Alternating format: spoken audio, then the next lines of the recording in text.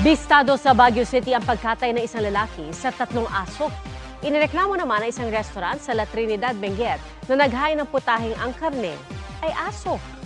Nakatutok si Sandy Salvacio ng GMA Regional TV. Nang minsang may kumaing government employees sa isang restaurant sa La Trinidad, Benguet, nagduda sila kung anong klaseng karne ang kinain nila dahil tila iba raw ang lasa nito. Kaya sumangguni sila sa isang abogadong nagsusulong ng animal welfare. Nagpatulong sila sa National Meat Inspection Service para masuri ang karneng kinain nila. At kinumpirma ng NMIS, dog meat o karne ng aso ang kinain nila sa restaurant. Nakita kasi sa test result na may DNA ng aso sa karne. Ayon sa animal welfare advocate, ito na ang ikalawang beses na nagpasuri ng inihahaing pagkain sa ilang kainan sa La Trinidad. The second one involves another restaurant with the same name. Nakapag-order naman ang ilang government employees ng 2 servings of suspected dog meat, and then that meat was sent by NMIS Baguio City to their laboratory, and the result is again positive.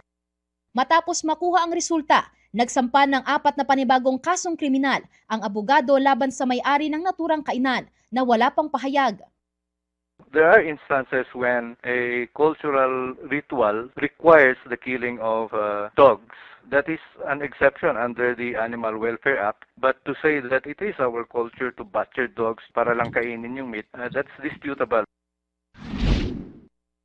Sa Baguio City, wala nang buhay ang 3 asong nakita sa isang bahay sa Barangay Kias noong July 12. Huli sa akto ng pagkatay sa kanila ang isang lalaking 44 anyos. Ayon sa Baguio City Police Station 4, rumisponde sila bandang 1:00 ng hapon bunsod na natanggap na report.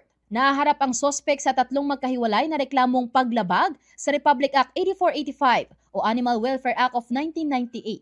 Wala pa siyang pahayag. Mula sa GMA Regional TV, Sandy Salvacio, nakatutok 24 oras.